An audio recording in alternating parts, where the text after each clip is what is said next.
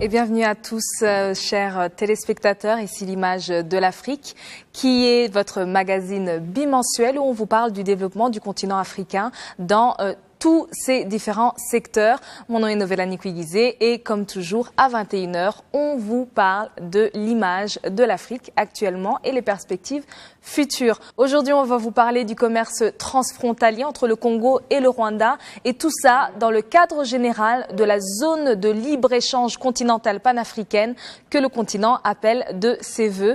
Suivez-nous.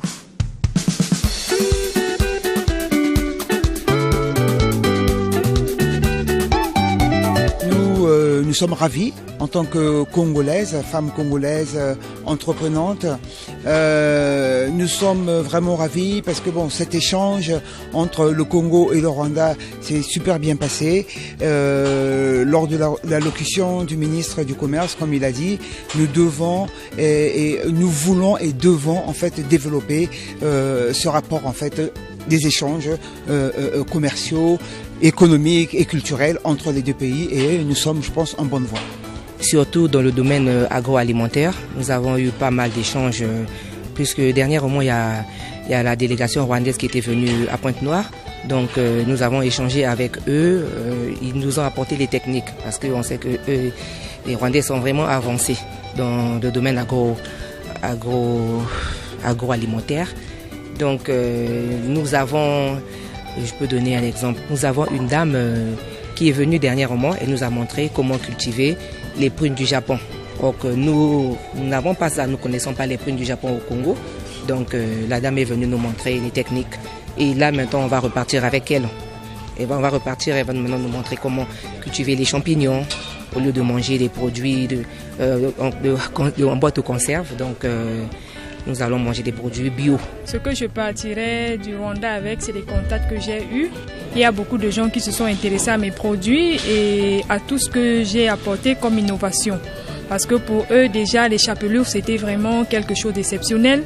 Et je leur ai fait comprendre qu'à base de ces chapelures qui ont été produites à base de leurs matières premières telles que l'igname, les patates, le manioc, nous pouvons aussi faire des chapelures, des gâteaux, des croquettes, paner le poulet également. Donc j'ai eu beaucoup de contacts, les gens se sont intéressés et vraiment pour moi ça m'a fait beaucoup du bien.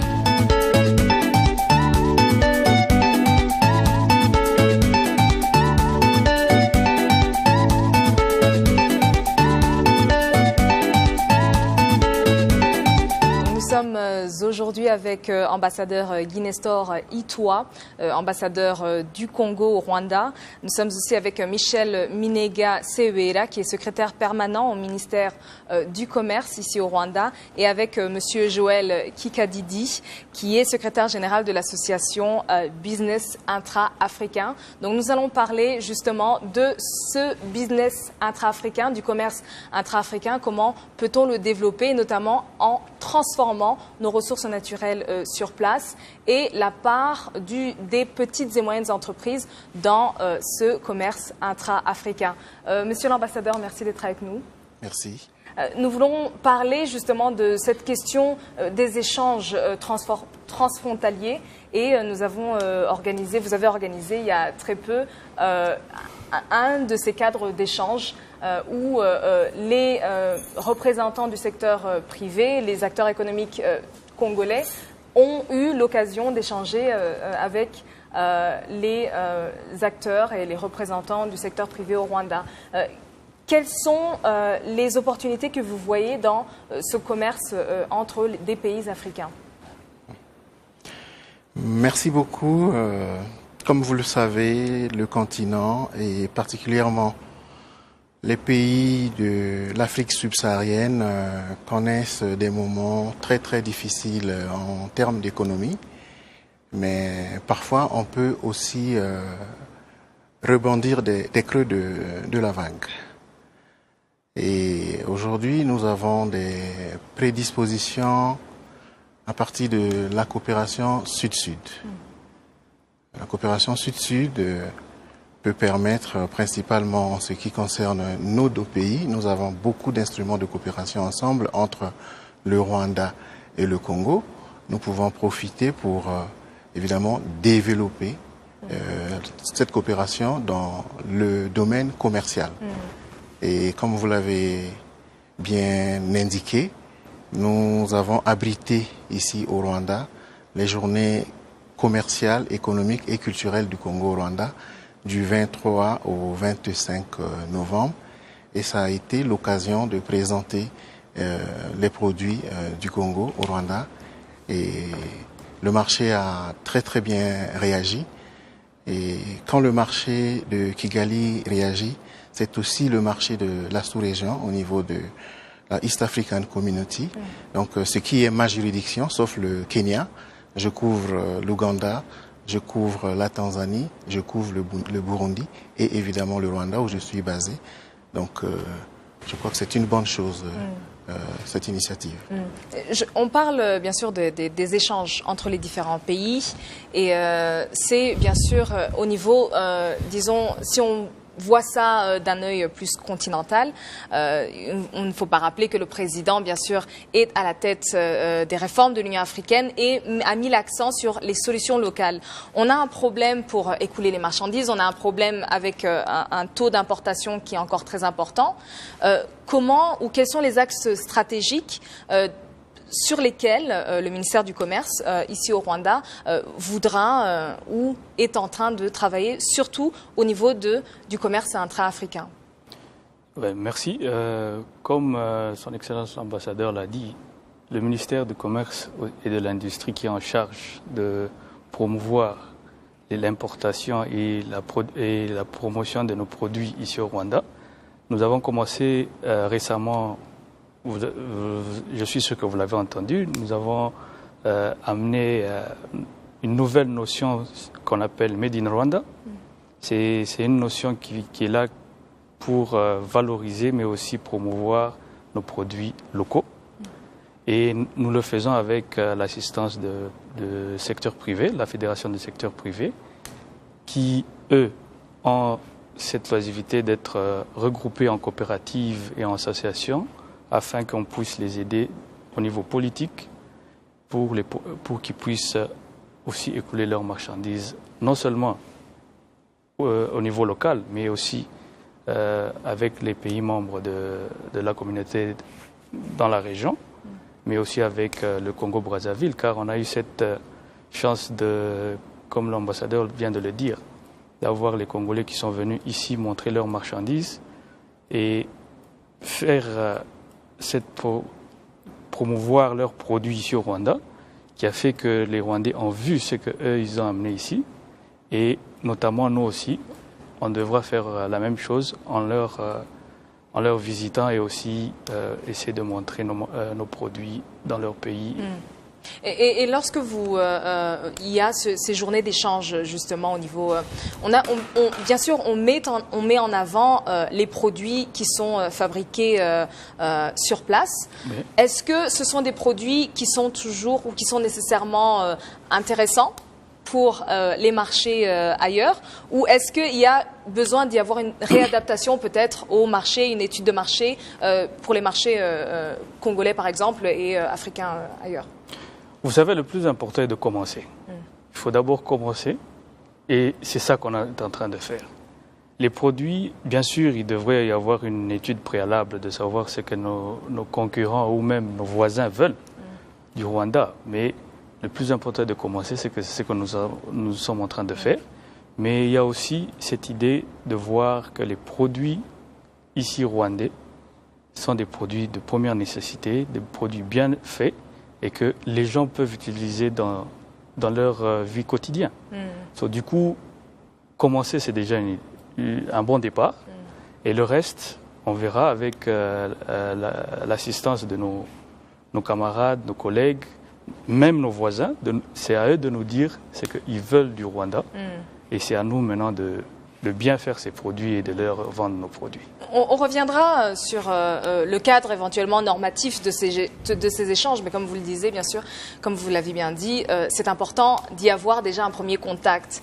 Et au niveau des produits, bien sûr, quand on parle du commerce, il faut avoir des produits qui sont commercialisable, entre guillemets. Et c'est bien ça le problème des pays africains, c'est le problème de la qualité des produits qui sont commercialisés. Vous êtes dans l'industrie du bois et bien sûr c'est un domaine dans lequel les importations sont encore assez importantes et pourtant les matières premières viennent du continent. Et quelle est votre vision disons, si on doit avoir plus d'échanges au niveau du continent, quelle est votre vision, et notamment dans votre secteur ? Oui, merci d'abord de nous avoir invités au nom de la délégation congolaise qui est venue à l'occasion des journées commerciales, économiques et culturelles du Congo au Rwanda. Merci Laura.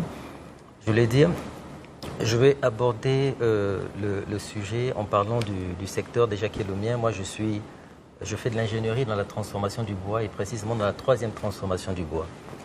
Je dirais que on doit agir, c'est vrai, sur l'outil de production, sur des questions de process industriel, d'abord sur la conception des produits, sur le process lui-même et sur la façon de les commercialiser, que ce soit dans le marché, sur le marché local ou sur le marché intra-africain. Sur le point de vue du marché local, j'insisterai beaucoup sur les questions de structure de coûts dans les unités de fabrication. Sur les questions de, de commerce intra-africain, je dirais qu'il faut que je ferai un mapping des chaînes de valeur, des produits, des produits de menuiserie, disons, et je serais tenté de faire comme une intégration des filières bois d'un pays à un autre. Parce que lorsque on examine les chaînes de valeur, on se rend compte des points où on peut agir pour faire en sorte qu'un produit devienne compétitif pour un marché. Étant venu déjà ici, par exemple, au Rwanda, pour la première fois, je suis déjà en train de réfléchir sur les questions de transport. Précisément sur les questions de transport. Mais qu'on ne s'y trompe pas. Ce n'est pas parce que le produit va partir, parce qu'un produit va partir du Congo qui est assez loin du Rwanda, qu'il devrait coûter cher, beaucoup plus cher. Il y a juste des facteurs sur lesquels il faut intervenir dans la chaîne de valeur pour les rendre compétitifs. Revenons particulièrement sur ces facteurs et on a bien sûr le régulateur qui est ici. On a, bien sûr, le Rwanda a un score assez satisfaisant dans la facilité du commerce et notamment dans le commerce transfrontalier. Et bien sûr, on a encore beaucoup à faire.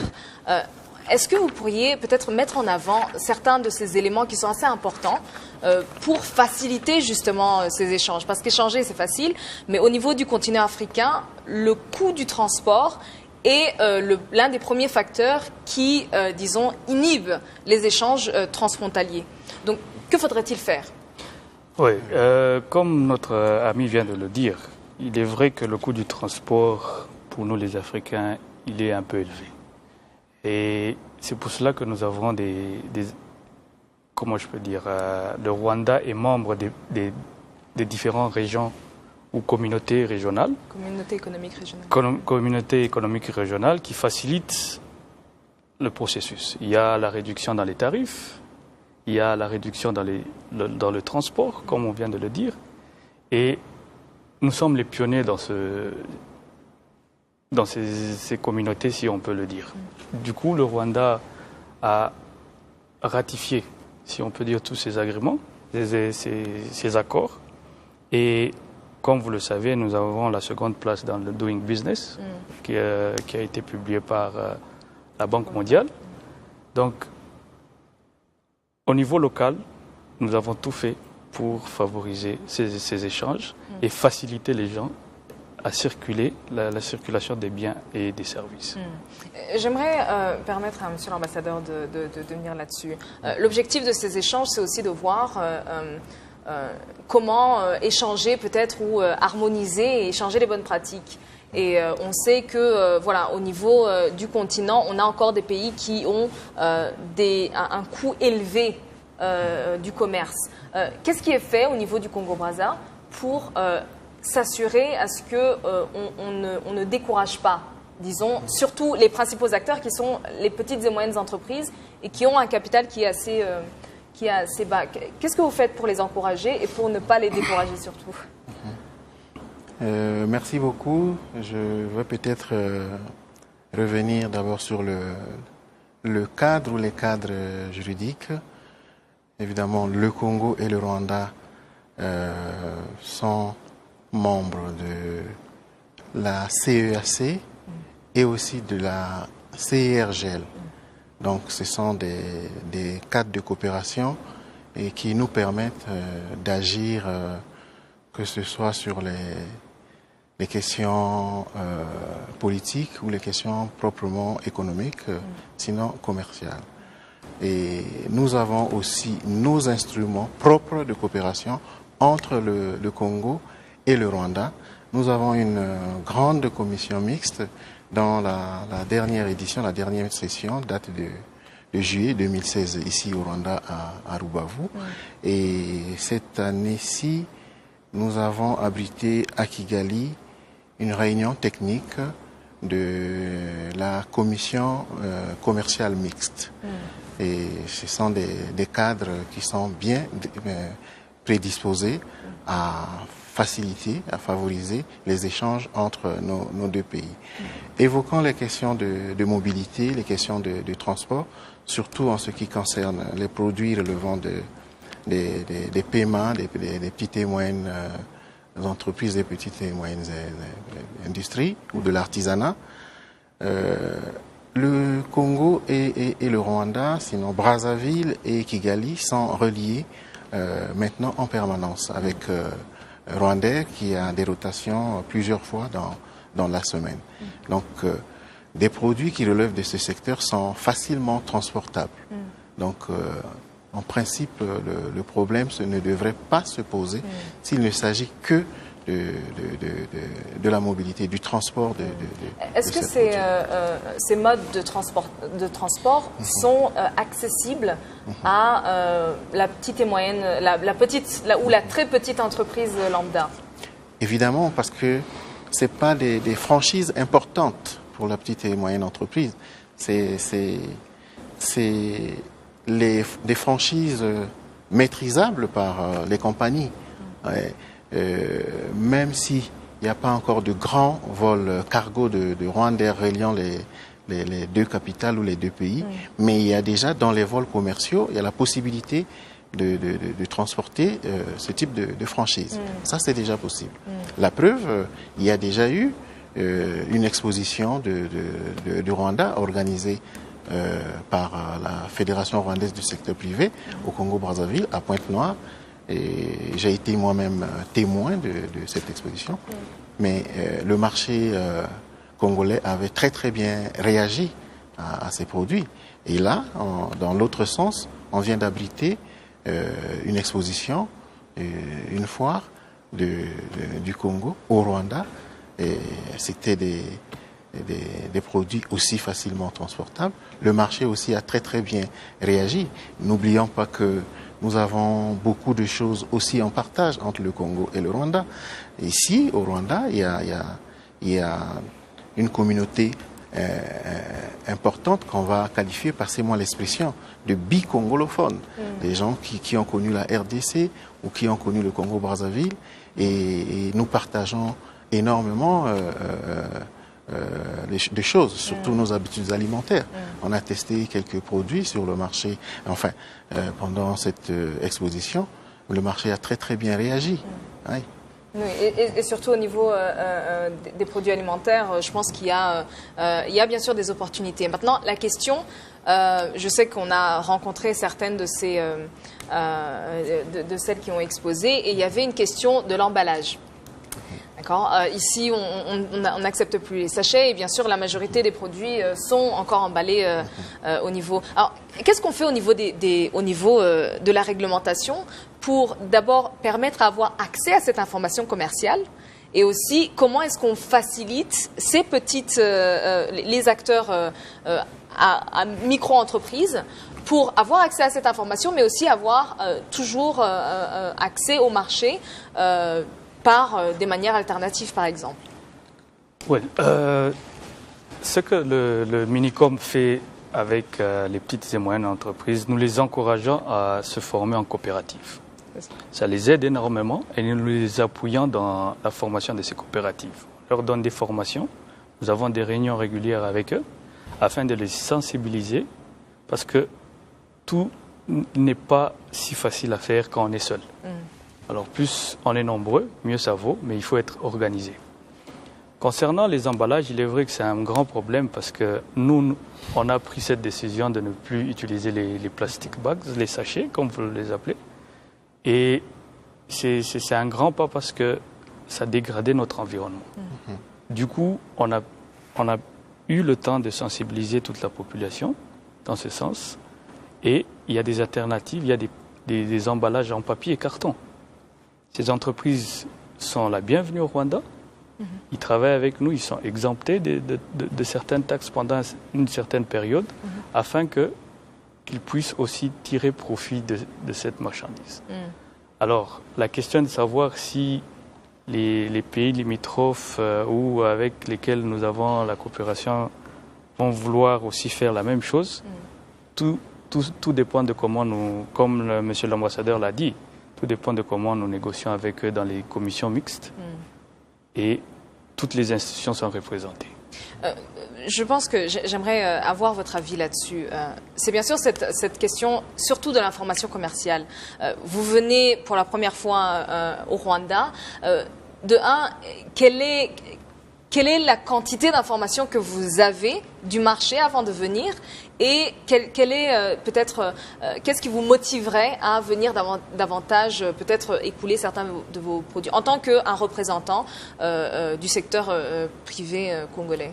Bien, il faut dire que les connaissances que j'avais du marché rwandais étaient lapidaires, mais je savais depuis Brazzaville qu'au Rwanda, il y avait la Rwanda Development Board, auprès de laquelle je pouvais avoir toute l'information en vue de me permettre de faire toutes les études qu'il faut pour aborder la question de s'exporter vers le Rwanda.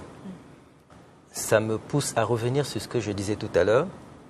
Quand je parlais de la question de transport, je n'en parlais pas encore comme d'un problème, puisque je ne connais pas encore le coût ni les réalités du transport entre Brazzaville ou Pointe-Noire et Kigali. J'étais simplement en train de dire qu'on a tort de penser que ce sont seulement des questions de transport, mais il faut aller au-delà. Il faut aller vers les structures de coûts et l'examen des chaînes de valeur. Je vais imager. Dans notre pays, au Congo, il m'a été donné de voir des sillages avivés, c'est-à-dire ce qu'on appelle les planches, les chevrons et tout ça, qui partaient d'un pays voisin, d'un pays frère, qui venait de très loin et qui traversait tout le pays pour arriver à Brazzaville et qui coûtait moins cher que du bois qui sortait des scieries qui venaient de plus près. Ce bois étranger traversait la frontière, venait de loin, traversait la frontière, payait de la douane et coûtait moins cher que du bois produit localement. Donc, ce cas me permet de dire que le coût du transport ne suffit pas à lui tout seul pour justifier que des prix soient onéreux ou exorbitants. Il m'a été donné de voir, toujours dans notre marché, du bois séché à un prix exorbitant. Je dis 500 000 francs le mètre cube de bois séché, c'est-à-dire là où ils vendent des sillages avivés à 274 000 francs, c'est-à-dire au moins 40%, sinon 40% du coût du produit vient du séchage, c'est anormal. Parce que moi, j'ai déjà vu du bois séché à 49 000 francs.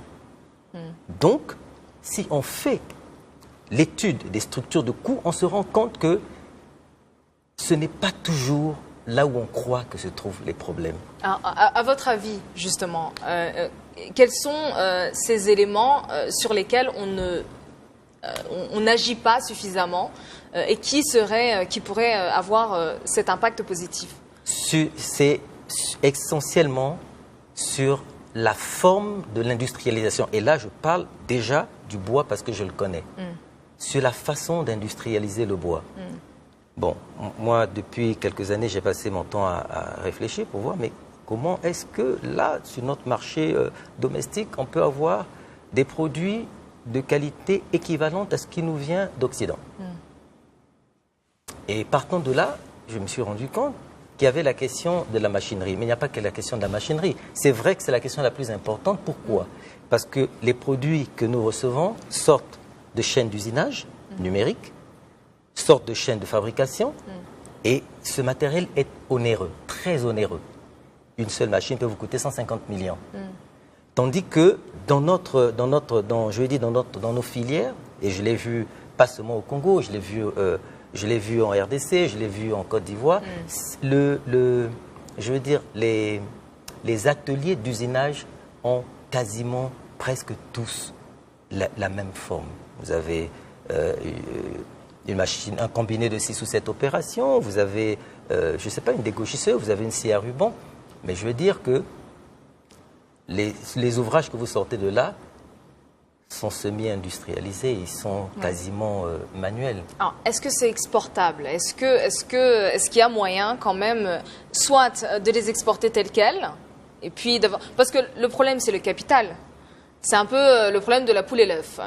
Par quoi est-ce qu'on commence? On commence par essayer de chercher un marché plus grand pour augmenter éventuellement son capital et puis réinvestir, ou est-ce qu'on commence par avoir ces machines Non. Excusez-moi, je ne voulais pas vous interrompre.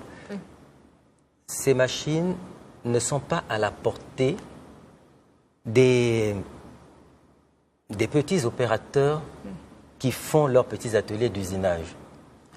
Mais c'est l'occasion justement de repenser nos filières industrielles, de repenser l'industrialisation du bois par exemple, parce que nous parlons du bois, mais ça pourrait être étendu à plusieurs autres filières, de les repenser avec des acteurs nouveaux.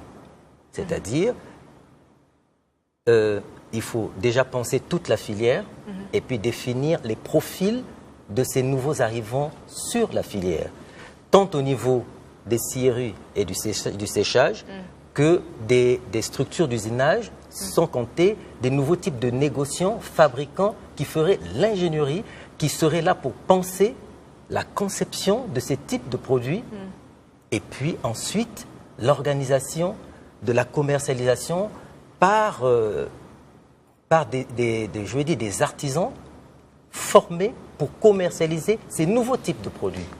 Et c'est bien ça le problème, je pense, c'est aussi cette question, est-ce qu'on a des acteurs qui finalement, on a au niveau, peut-être au niveau légal ou au niveau étatique, des ententes entre les différents États, on a des stratégies, etc.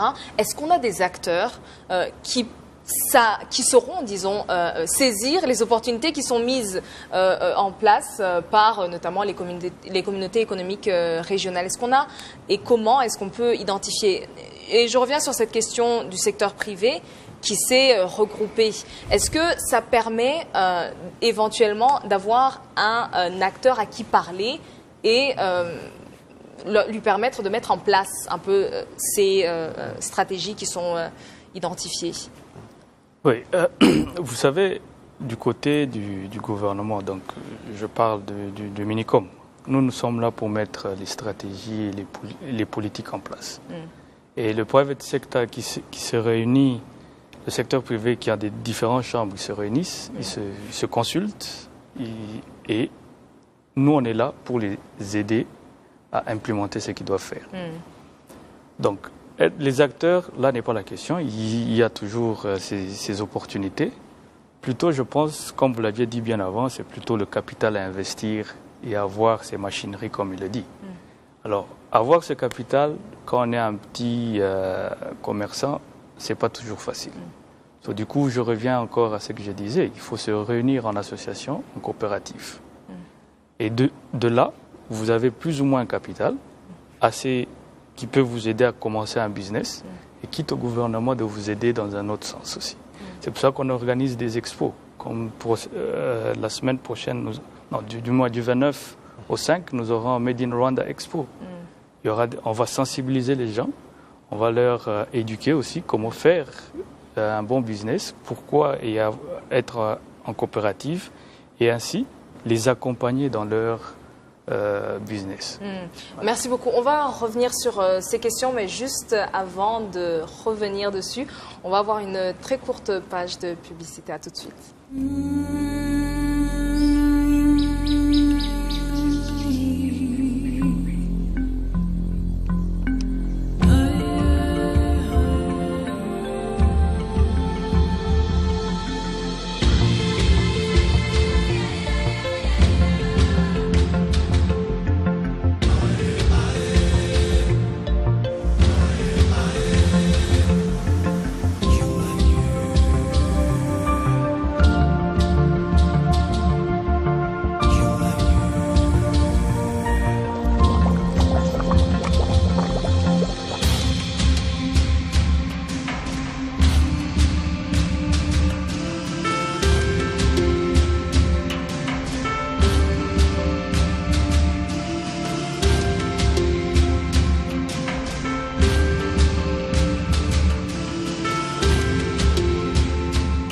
Voilà, bienvenue et nous revenons sur cette discussion et nous étions en train de parler du problème du capital et aussi de l'information commerciale. Et j'aimerais revenir à vous, monsieur l'ambassadeur.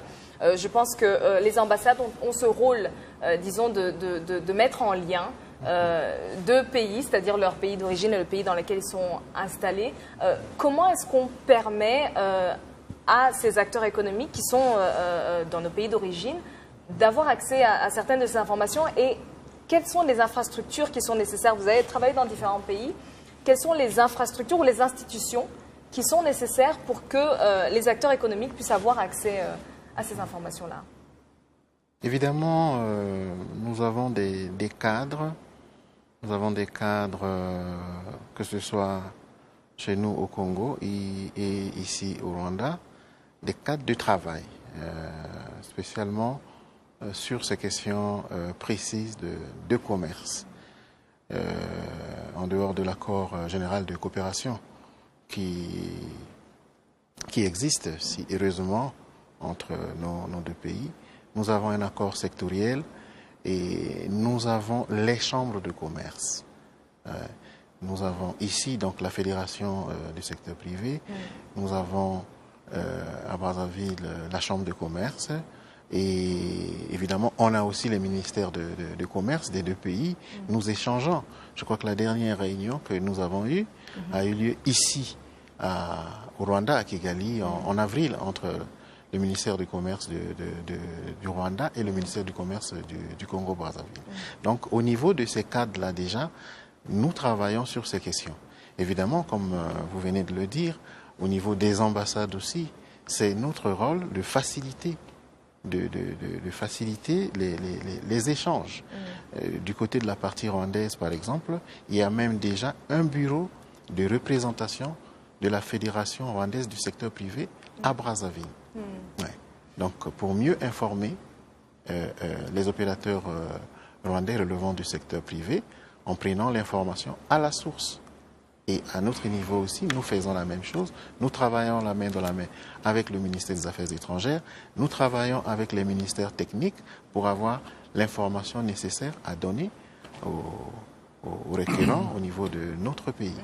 Je pense que c'est important de parler de ces organisations hybrides qui ont l'information à la source de leur pays d'origine et qui sont capables de recueillir, disons, les informations dans le pays dans lequel il faut faire des entreprises.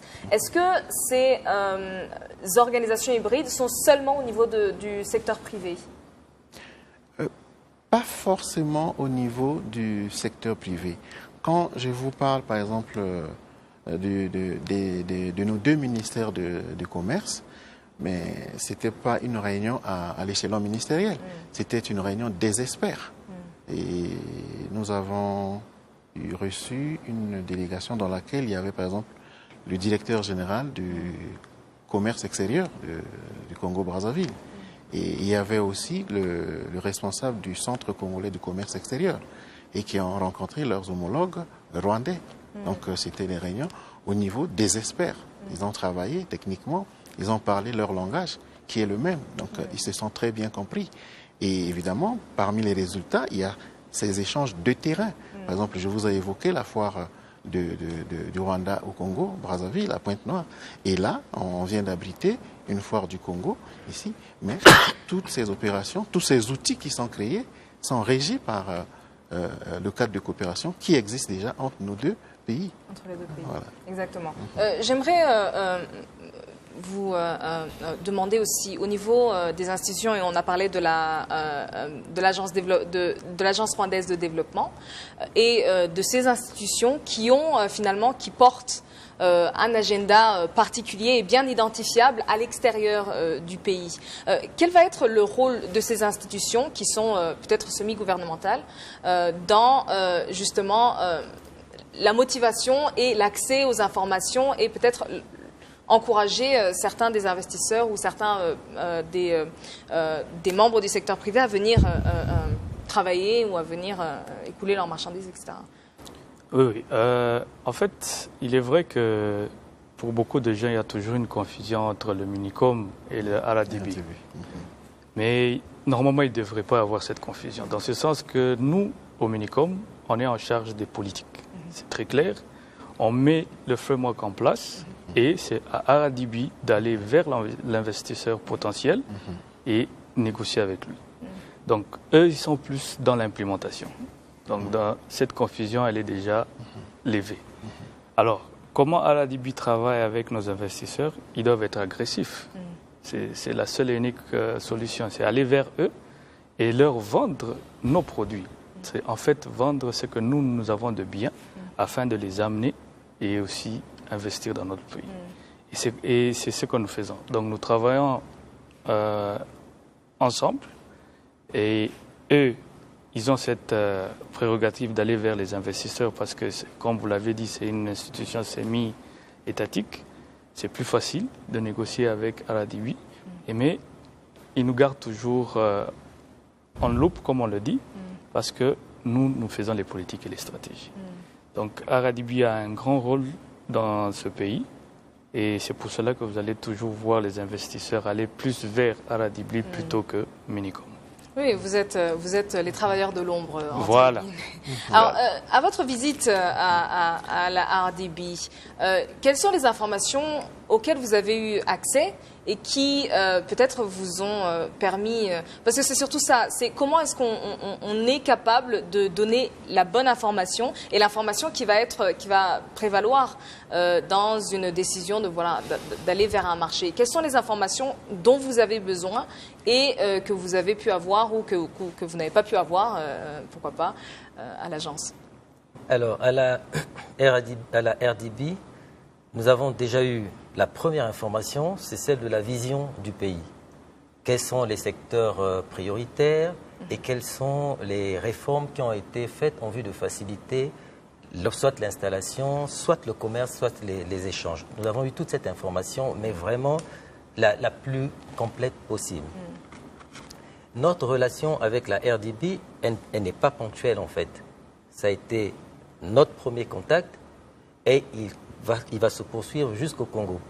Il se poursuit avec nous qui sommes venus et qui avons besoin de continuer de travailler avec eux en vue de faire les études qu'il faut pour aborder ce commerce entre le Rwanda et le Congo, mais aussi avec les opérateurs économiques que nous n'avons pas pu emmener parce qu'ils ne sont pas tous venus.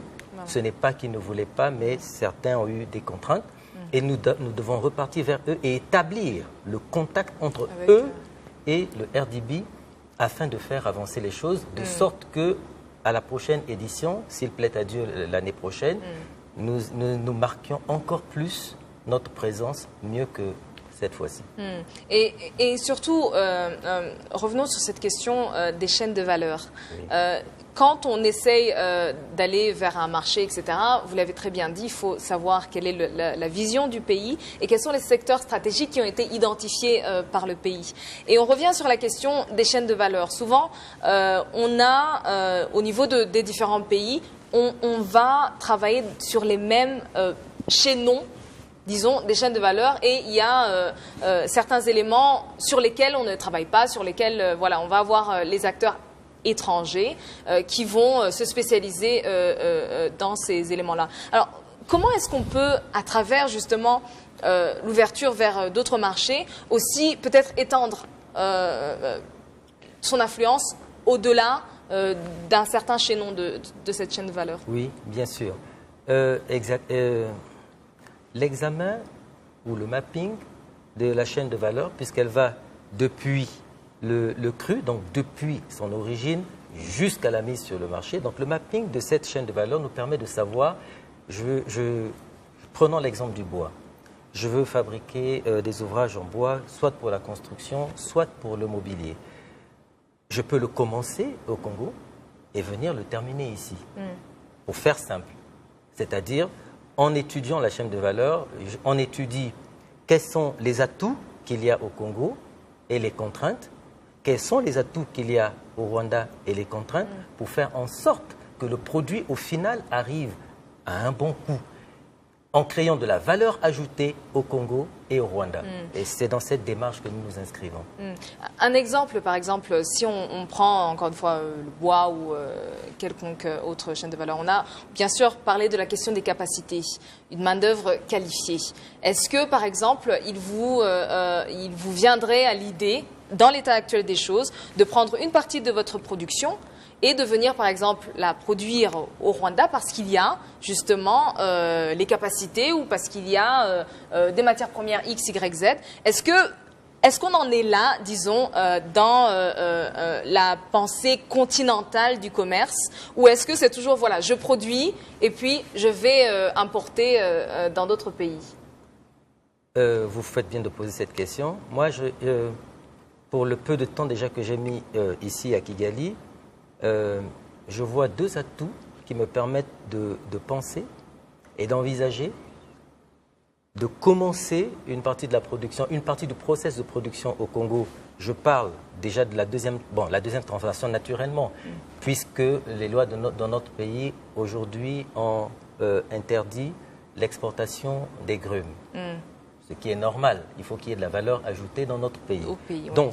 Donc déjà toute cette partie du process de la chaîne de valeur, c'est-à-dire la scierie, le séchage, et pas seulement ça, jusqu'à un premier usinage. Voilà, un premier usinage du bois, c'est-à-dire les fonctions de débitage et de façonnage, pour ramener au Rwanda des kits qui viendraient être finis sur place. Premier atout, le marché rwandais. Deuxième atout, l'environnement.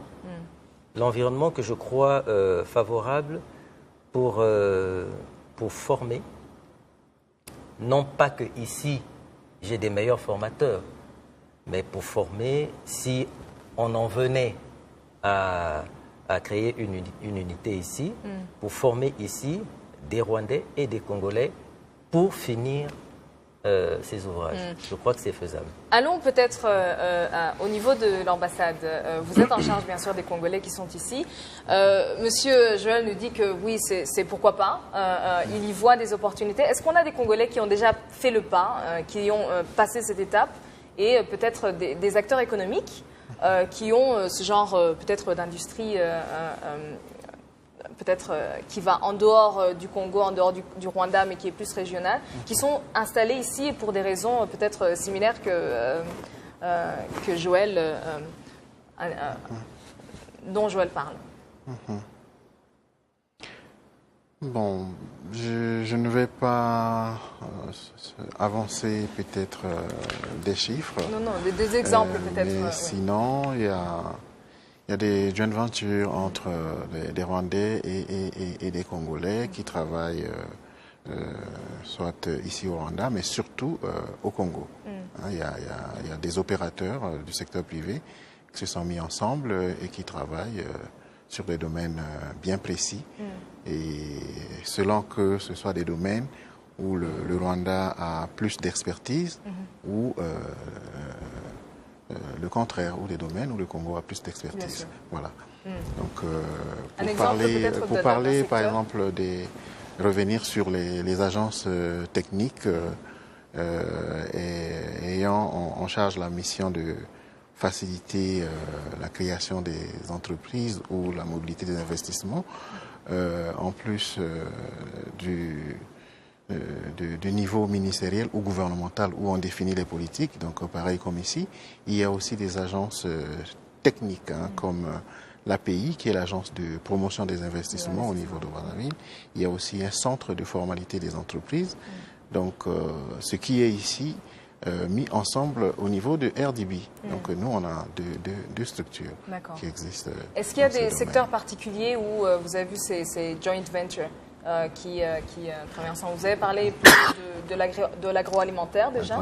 L'agroalimentaire et l'agriculture même. L'agriculture même, on a des expériences où il y a des jeunes du Rwanda qui sont allés au Congo, qui ont eu de l'espace pour travailler dans le domaine de l'agriculture. Et c'est une expérience qui donne. Ça, il y a des cas. On a des cas. On a parlé de beaucoup de choses. On a parlé de l'accès à l'information, on a parlé des infrastructures, on a parlé des institutions qui facilitent les échanges. Et on a parlé aussi de la question du transport, bien sûr. On a parlé aussi du score très intéressant du Rwanda dans la facilitation, disons, du commerce. En allant de l'avant, disons 2018, on est à l'heure des bilans, quels seront ou quels doivent être les secteurs dans lesquels il faut avancer, et surtout au niveau des politiques à mettre en place ou qui devront être mis en avant pour pouvoir renforcer encore plus le commerce transfrontalier qui, malheureusement, reste encore assez... il est encore à l'état de naissance et encore assez nombreux défis. Qu'est-ce qu'il faudrait faire pour pouvoir l'accélérer?